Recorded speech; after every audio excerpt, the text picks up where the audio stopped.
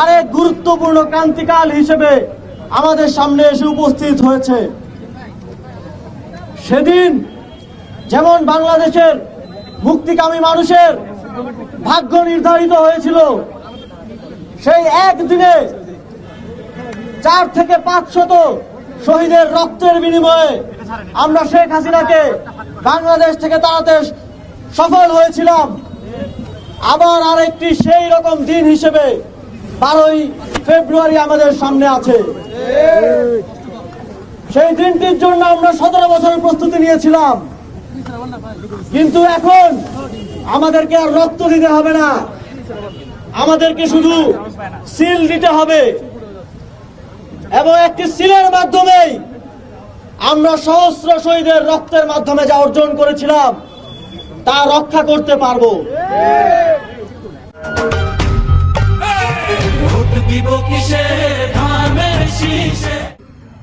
বন্ধুগণ, এই সুযোগ আমাদেরকে কাজে লাগাতে হবে।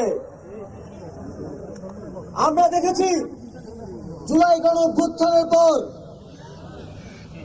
ঠিক 5ই আগস্টের আগে 17 বছর যেভাবে এদেশের মানুষকে অত্যাচার, নিপীড়ন, গুম, খুন, জেলখানায় অত্যাচার করা হয়েছে, তার একটা ডেমো আমরা গত 16 মাসে দেখেছি।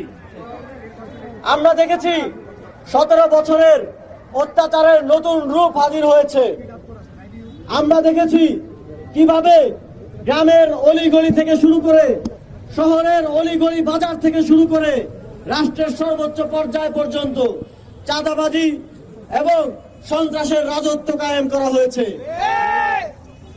আমরা যদি এই চাঁদাবাজদের, এই সন্ত্রাসদের আর না দেখতে চাই, তাহলে আমাদেরকে এবার রাজপথে নয়, এবার ব্যালটে বিপ্লব সাধন করতে হবে। সেই লক্ষ্যে বাংলাদেশের মুক্তিকামী জুলাই গণঅভ্যুত্থানের শরিক 11টি রাজনৈতিক দল একত্রিত হয়েছে।